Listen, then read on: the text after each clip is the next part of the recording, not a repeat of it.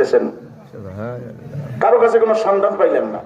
এখন গাধাটা যদি না খোঁজ না করেন তাহলে তার একটা সম্পদ হারায় গেল। আর কিনবেন যে দ্বিতীয়বারে খরিদ করবেন এই ধরনের কোনো টাকা পয়সা তার কাছে জোরে কর না। অল্প কিছু জমিনটা চাষাবাদ করে বছরে কিছু আসে, ওখান থেকে রিজিক বহন করে। গাধাটা হারায় গেল।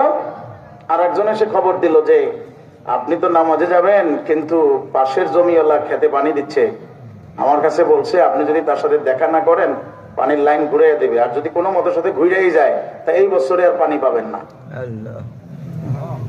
এখন পানি যদি না হয় এই বছরে চাষবাস কি কতক্ষণ না বন্ধ।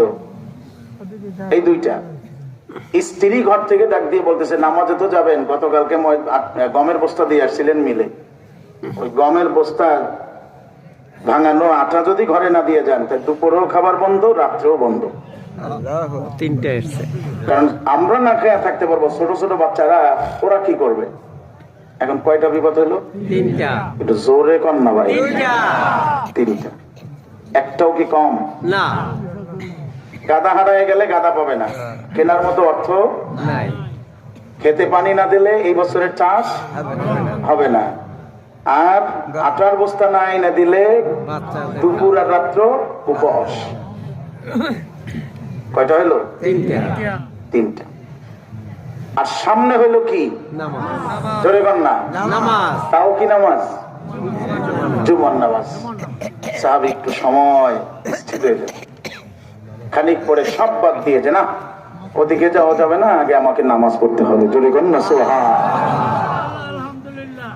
নবীর সাহাবী ইমানের পাওয়ার, তাদের হৃদয়টা তো তাকওয়ার দ্বারা ভরপুর। কোন মানুষ চেষ্টা করলেও কি সাহাবীর মর্যাদা পাবে? জোরে কর না। যত বড় বুজুর্গ হোক, সে যদি বলে যে আমি সাহাবীদের কাতারে, পারবে?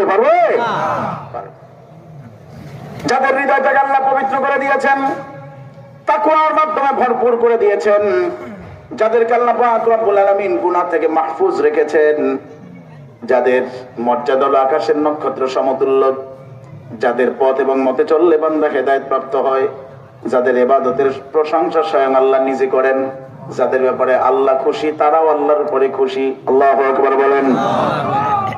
নবীর সাহাবী চিন্তা করলেন, না না, অন্য কোনো দিকে যাওয়া যাবে না, না গাদা খোঁজ করতে যাব, না খেতে পানি দিতে যাব, না ময়দার বস্তা আনতে যাব, বরঞ্চ আমাকে রবের সন্তুষ্টির জন্য নামাজে যেতে হবে।